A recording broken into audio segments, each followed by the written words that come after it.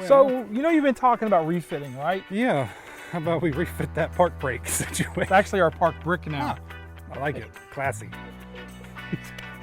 Straight Picasso. The other day when we were driving the truck, the selector just Stop doesn't selecting. select. Let me show you.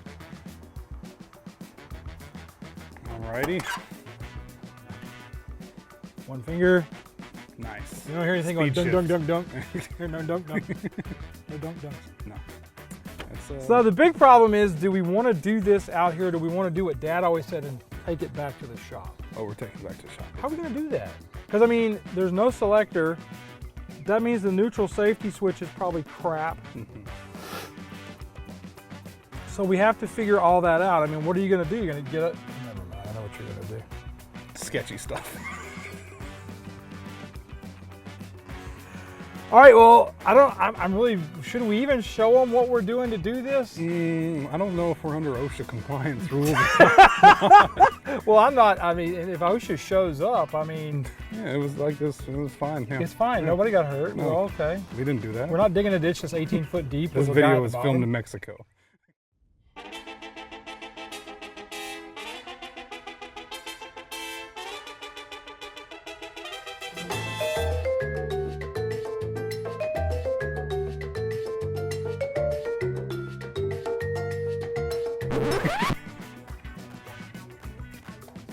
So will it start right now? I don't know. Because I don't remember on these with the neutral safety switch which way that lever works. In other words, does it go all the way over to this side on the column for park, which would put it in a neutral position for it to start, or is it that it's all the way loose on the other side and it's okay?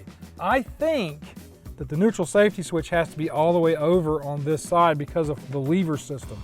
The way the lever's set up, that means that this is park. This is park. Well, either way, that doesn't really matter because we can just jump the starter solenoid and put it in drive. But But the problem is I don't know where the transmission's at right now. that's easy. You go one end. I know how we can figure it out. One end is manual, one end is park. So you're either going or not going. You're either going forward or not moving at all. I don't want to go forward. I really like my fence, even though the kids have destroyed one section of it. Yeah, no. And the camera guys are working on the second section now. We just got to push it back and crank her up. This is starting to get way more Hope the brakes complicated. don't let go and run me over. Oh yeah, this is really safe. Yes, a little bit sketchy. All right, so we have to jump the neutral safety switch. What you want to do is you want to take and grab a jumper wire like the one I've got in my hand here and go up underneath the dash, and there is a plug-in. It's either a gang plug that's a square plug or a flat plug on the F100s. Typically it's a flat plug underneath the dash panel somewhere. Just trace the wires back from the neutral safety switch to the plug-in, and then you're going to take the red with blue wires and jumper across those, and then the engine should start, theoretically. All right.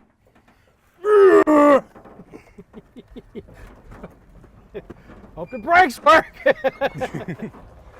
All righty. So now I just need to hit the starter and go, huh? And pray. I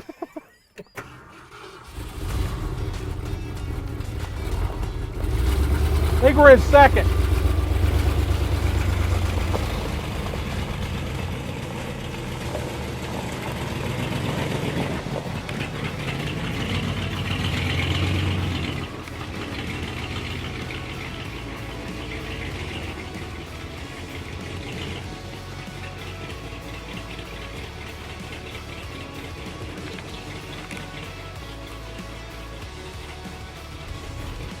Can't put it in park. Wow, this thing's wide.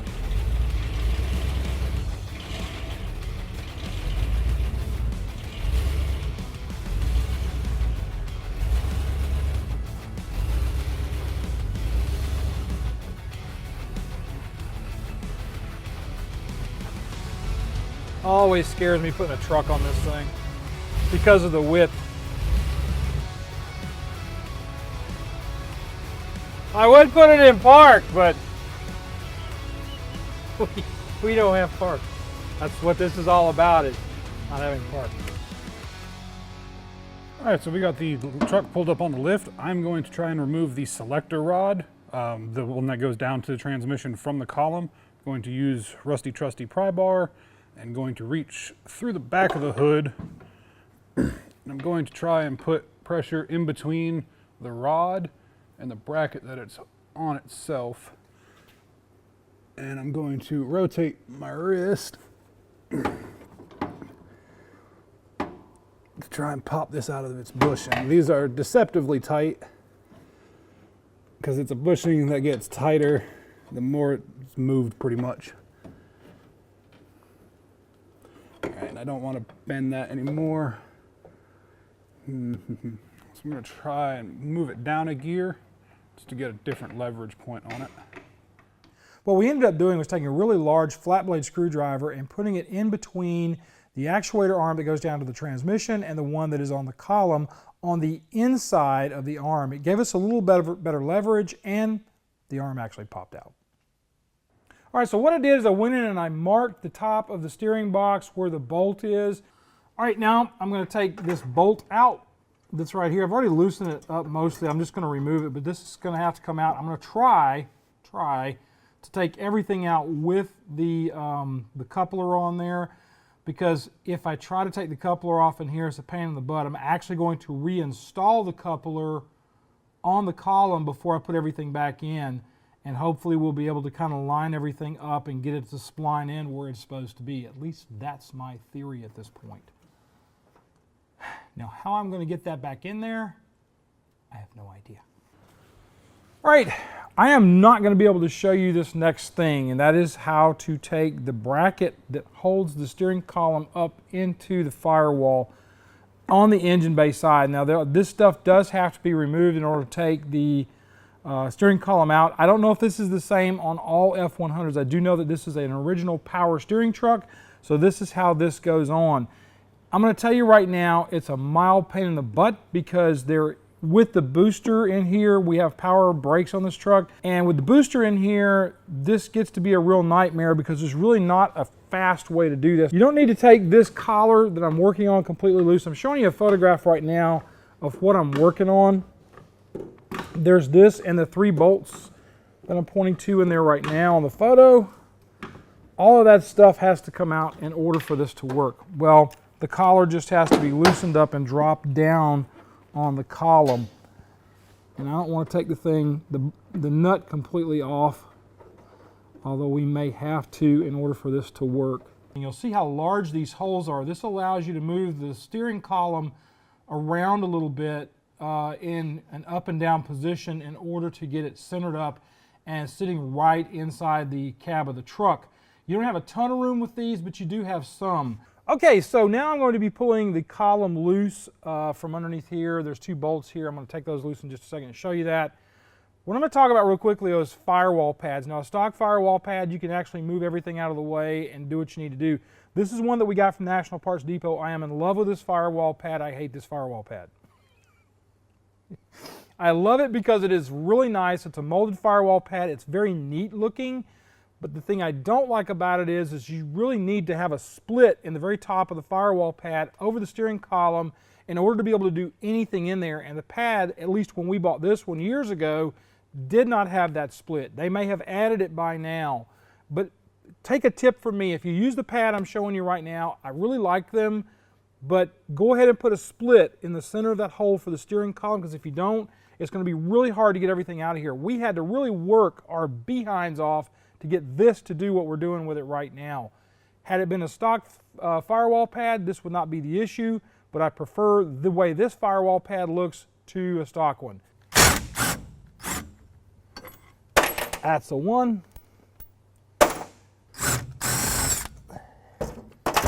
That's the 2. All right, so now what I need to do is I need to go out and get Cam to use a pry bar on the spline joint between the rag joint and the steering box to pull that all off so we can take the steering column out of the truck. All right, I'm going to try to pull this out of here. Cam's going to pry on the other end. If I get real lucky, it'll hit me in the face.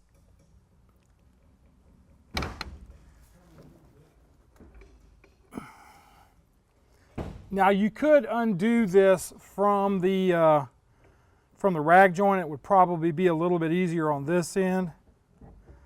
And I may do that anyway after I get it out.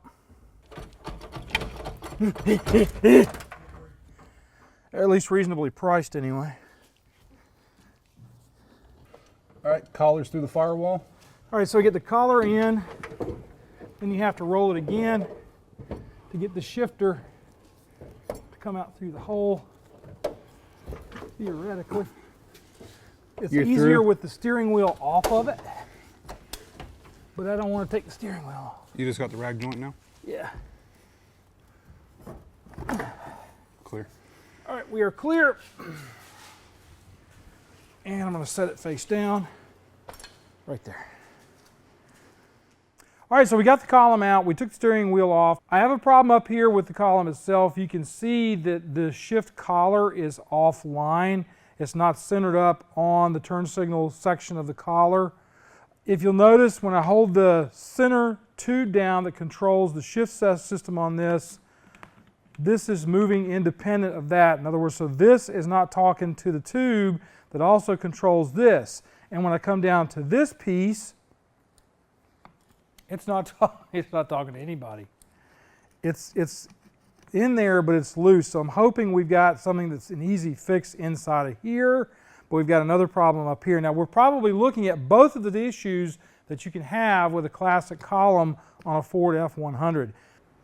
All right, these are 1/8 Allen screws. Going to remove both of these. Don't need to take them all the way out. You can just back them out. I just want to make sure. I'm hoping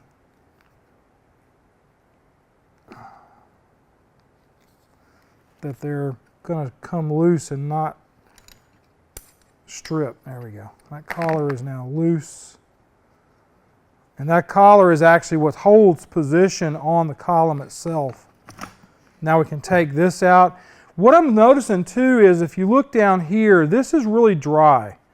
We will probably go in and grease this up some more, put some fresh grease on it, and check the other end of this as well, because there's also a collar up here. Now I've greased this one before, but I've never had the bottom half of this column out. So I'm going to set that aside over here. I'm going to pull the main shaft completely out and set it up here for right now. Now I am now officially in unknown territory. I'm pretty sure I have to come up here and take the 2 bolts out for the to separate this collar from the shift collar. Now we've done this before in a 69 Fairlane. It's very, very similar on these systems. They all do pretty much the same thing. So that I don't have to take everything completely out, I'm just going to roll this out of the way.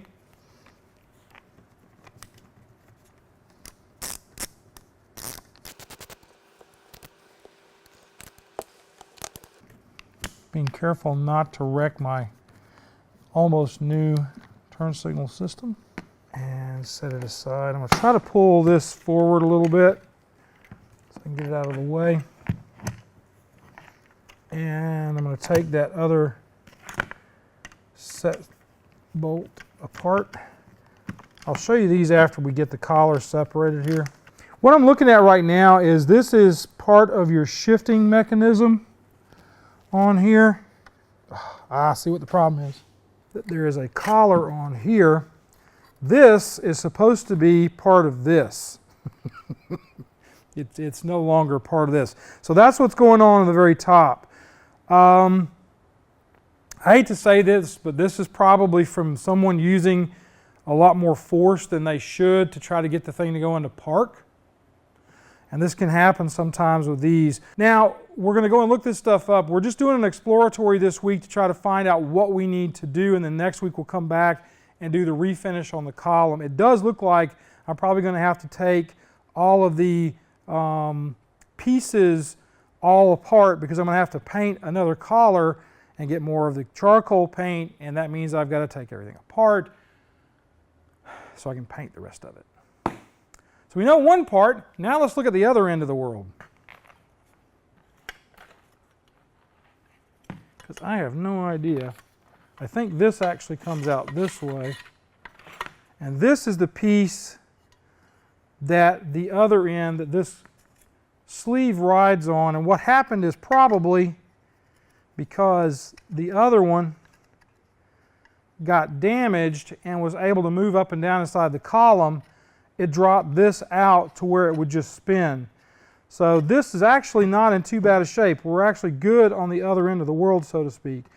You can see that there's no damage here inside of the ring, in these slots here, and the tab down here on the bottom of the collar, although a little dirty and nasty looking, is in decent shape. The one thing I don't see that may be up inside of there is I thought that there was supposed to be a spring in there. I don't see the spring. When this broke, the other end of the column probably shifted a good bit. At least that's what I'm thinking at this point. So I'm going to go ahead and look at my catalog and see if I can get another one of these on order from National Parts, and then we'll show putting all this back together after we get everything repainted. Yay.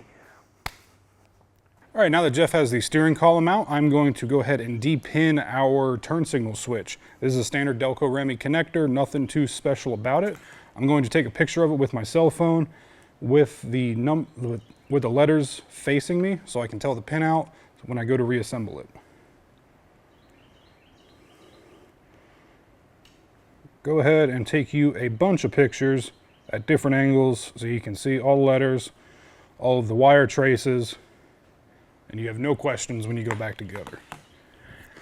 All right, now that we got that out, I'm going to use our depinning tool. This is standard, nothing special about this one. All you have to do is stick it in here. You want one on both sides. Okay. All right, just like that. And you're going to want to push it in. You'll feel a slight give in resistance. That is actually the pin moving and coming loose. So I've already got this first one out. I'll get that out of the way. Try to pull this out. All right, it's not coming. So what I'm doing is pulling a little bit of pressure on the back side of this wire, and I'm going to start rotating that disconnect tool. It'll pop out just like that. All right, that is all of them. So I'm going to go ahead and pull this sheathing off of here because I don't think it's gonna fit through. All right. Now let's ease the wires out. Actually, I'm going to pull a couple of them through just to ease, not have to pull out a gigantic bundle of pins all at once. All right, that's got no space now. All right. Now this is out, we can continue disassembly on the steering column. Ooh, that came right off. Ooh. Okay, so pretty much everything is available that we need, luckily. Oddly enough, even that's available. This is available. This is not, but that is. That makes sense. You can't get this. Yep. But you can get this. You get the end part, but You not get the middle. but not the middle. You can get this Either and end this, part. but you can't get that. Springs available. This is available. The indicator is available. I think this is available, but it's really hard to tell scale. Not available for the automatics. It is available for the manual shifts. Okay. Not available. Column not available. Tube not available. Tube not available. All the attaching hardware that goes in here, like the screws and stuff for the turn signal switch, come with the collar when you get it. Sweet. Yep. These, oddly enough, these are available. Sweet. And I think we'll just go ahead and replace these. I don't think Yeah. these are in bad shape, but they're No. a little worn and crunchy, so we'll probably just go ahead and replace them because rag joint is questionable. Yeah, I mean overall, besides the broken stuff, not bad condition. Everything's in decent enough shape. We don't have any real problems in any of the other parts. The things that we were worried about with this, like this being stripped out or the tube itself being stripped out, all that's fine. Turn signals available, obviously you can get those all day long. So good enough. So for next week, I guess we'll come back and show how to clean it all up and paint it and make it look pretty. Do all the use stuff to it. Yeah, because you'd probably just put it in with, it'd be great. Yeah. Figure it out later. Be getting a 4 shift. Probably. I don't know, I might not do that. I'm getting kind of hot on that right now with all the problems we've had with this. So, but that's really it. So next we're going to come back and finish this thing up. We're not going to show installing it in the car because, you know, you just, It's a steering column. it's a steering column. So, all right, so Patreon, you know what I'm going to say here, $10 a month, you help out kids. You're not helping me at all. That money flows directly through me to the kids, and we pay all the guys that come in here pretty much now a little bit of money to come in here and help film, and they learn trade. They learn how to do the kind of stuff that we do on a weekly basis, and anymore, it seems like you can't swing a dead cat without hitting somebody that does YouTube, and those guys sometimes need people to come in and help them run cameras. It can also help them if they want to get a job out there in the industry running a camera for a studio or something. They have a good basic working knowledge off of what we teach in here. Why am I paying them? Because we're stupid. When it all boils down to it. Be a little more blunt next time. Also, do me a I don't think you have to try. Also, do us a favor, subscribe to the channel. We're on our march to 100,000 subscribers. We get the plaque on the wall, in the middle of Paul's wall, in the middle of Paul's wall. We're looking for that plaque. It will start appearing more once the plaque is in there, because right now it just looks a little weird because there's Paul's wall instead of Paul's wall. Be that as it may. Do me a favor, be kind to each other, loving each other, treat each other nice. You guys have a great week, and we'll see you next time on AutoRestoMod. What I'm going to say now is after post, if you're still hanging around, if you're a regular watcher of the show, and there is something you want to see on AutoRestoMod on the F100s or a Falcon or a Galaxy or a Mustang, anything that we have in the larder, if it's something we have, let us know. We'll do our best to put them up. And we've had guys write in on things that we're working on that causes us to shift over because it's a really good idea to show. And I am sweating like a pig because it is 1 billion degrees outside. And our air conditioner, while keeping up, we keep going in and out of the door. And it opens it up and all the heat comes in. Life in the South.